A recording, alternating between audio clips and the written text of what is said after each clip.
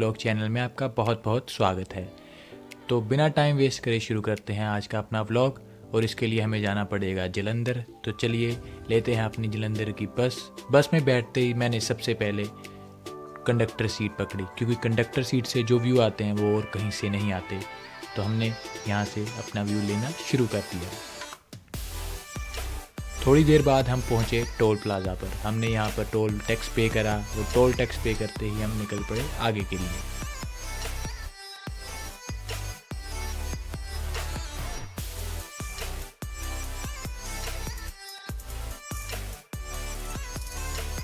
Toll tax पे करते ही हम निकल पड़े जलंधर की ओर, जहाँ हमें इस बस की एक एडवांटेज ये मिली थी कि हमें सब व्यू बहुत आसानी से मिलने वाले थे, वो भी हमारी कंडक्टर सीट के कारण।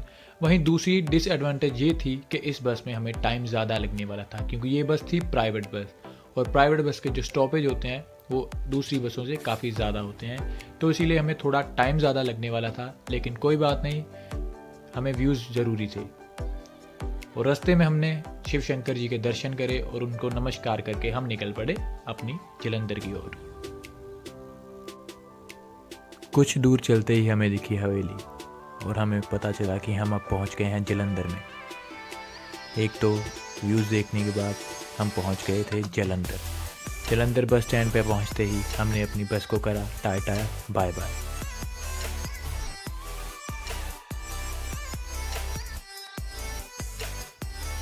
ई रिक्शा में बैठने के बाद मैंने एक दो व्यू कैप्चर करे, जो कि देखने के लिए बढ़िया है।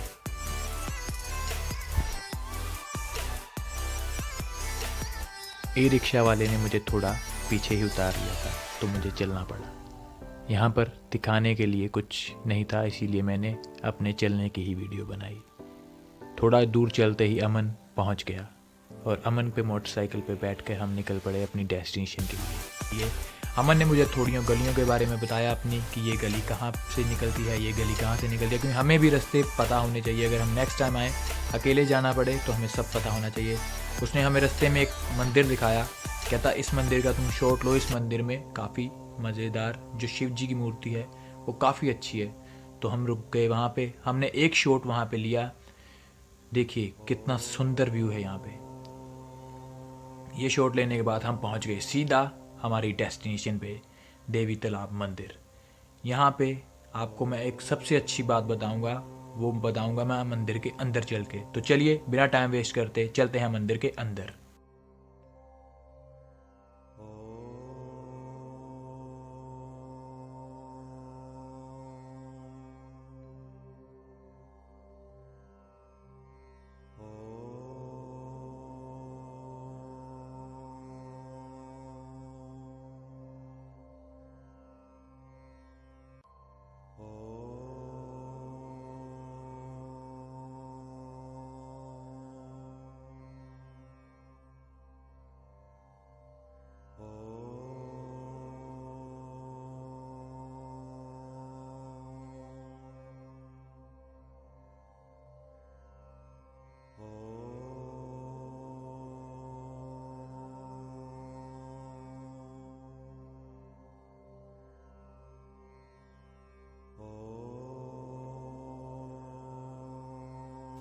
तो दोस्तों जैसे ही आप मंदिर से एंट्री करोगे, बाएं हाथ पर आपको प्रसाद की दुकानें मिल जाएंगी। यहाँ पर आप ध्वज भी ले सकते हैं अगर आपको किसी मंदिर पे चढ़ाना है। यहाँ पे आपको नॉर्मली हर तरह का प्रसाद, खिलौने वगैरह बच्चों के भी मिल जाएंगे। और यहाँ से बिल्कुल सामने जोड़ाघर है, जहाँ पर आप अपने जूते वगैरह जमा करवाएंगे, वो भी मैं आपको आगे दिखाता हूँ।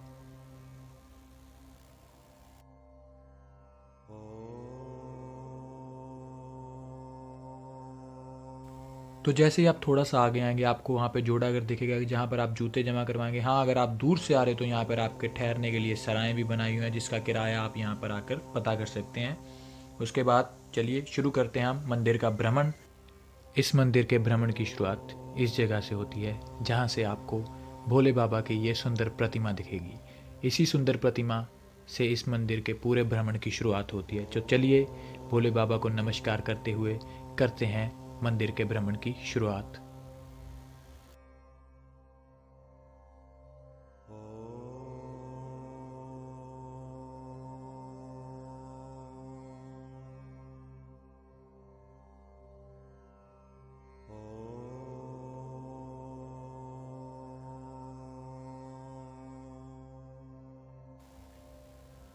भोले बाबा की इस प्रतिमा के बिल्कुल सामने से ही मंदिर के प्रवेश की शुरुआत होती है।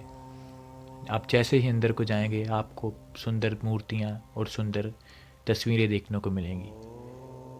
और इस प्रवेश द्वार पर आपको चलते चलते दोनों साइड पर सरोवर देखने को मिलेगा, जिसके बीच में फुहारे चल रहे होंगे जो कि बहुत मनमोहक होंगे। इसके आगे चलते ही आपको देवी माता का मंदिर मिलेगा।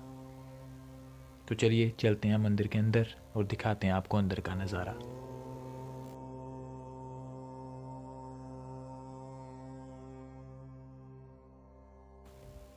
इस मंदिर के अंदर जाकर आपको माँ सरस्वती, माँ वैष्णो देवी और माँ लक्ष्मी देवी के दर्शन करने को मिलेंगे। यह मंदिर अंदर से बहुत सुंदर बना हुआ है। आप यहाँ बैठकर मंदिर का आनंद ले सकते हैं और माता के दर्शन कर सकते हैं।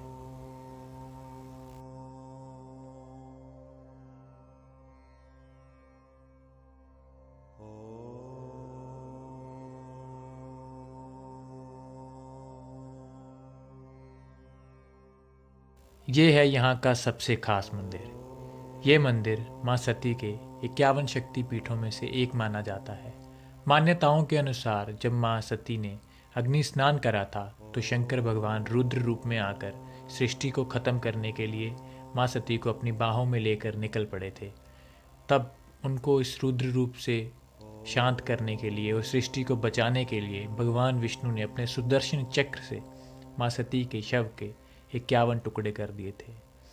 जहाँ जहाँ ये 51 टुकड़े गिरे थे वहाँ पर माँ सती के शक्तिपीठ मंदिर बनाए गए थे और यह मंदिर स्वयं भगवान शंकर जी के द्वारा बनाए गए थे।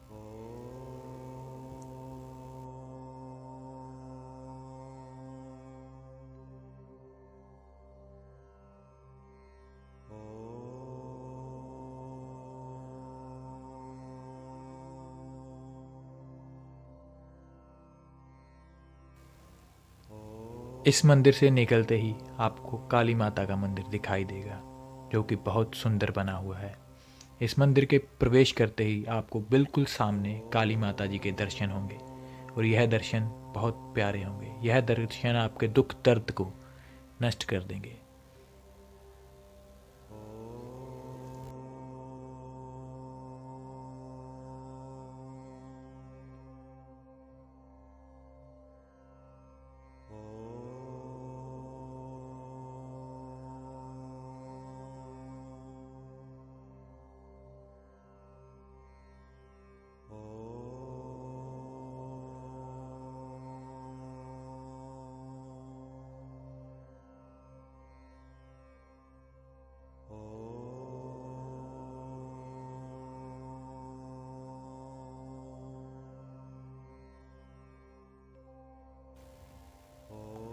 आगे चलते ही आपको श्री राम मंदिर के दर्शन होंगे, जो कि बहुत प्यारे दर्शन हैं। और उसके बाहर आपको श्री हनुमान जी की एक बहुत ही सुंदर प्रतिमा दिखाई देगी, जो कि बिल्कुल मनमोहक है, जो आपके मन को बिल्कुल आराम देगी। आप यहाँ पर दोनों के दर्शन करिए और अपना कुछ समय यहाँ पर बिताइए।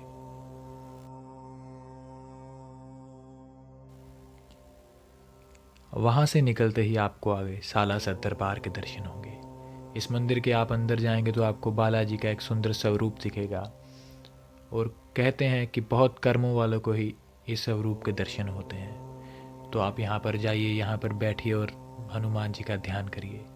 वह आप पर अपनी कृपा ज़रूर करेंगे।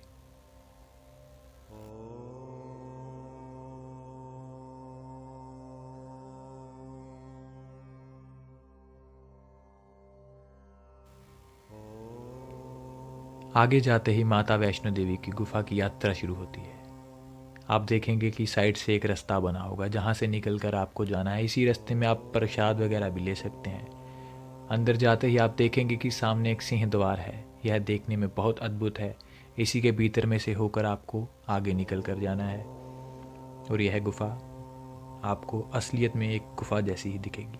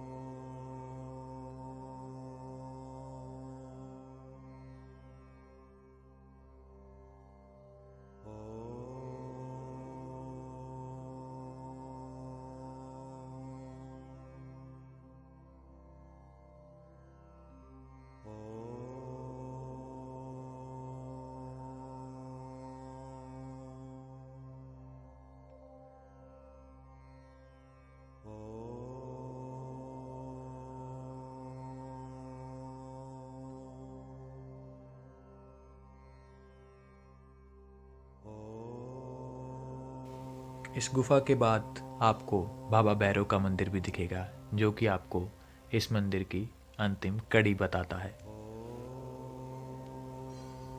अब शुरू होता है इस भ्रमण का आखिरी पड़ाव, जो है बाबा अमरनाथ जी की यात्रा। आप देख सकेंगे कि इस यात्रा में भी आपको वैसी ही चढ़ाई चढ़नी है जैसी बाबा अमरनाथ में अंतिम पड़ाव में चढ़नी पड़ती है।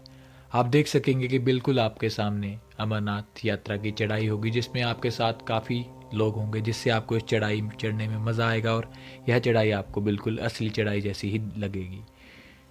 थोड़ा ऊपर चढ़ते ही आपको होंगे बाबा अमरनाथ जी के दर्शन। यह दर्शन करके आप बहुत सुखद आनंद प्राप्त करेंगे और जिससे आपके कष्ट वगैरह भी दूर हो जाएंगे।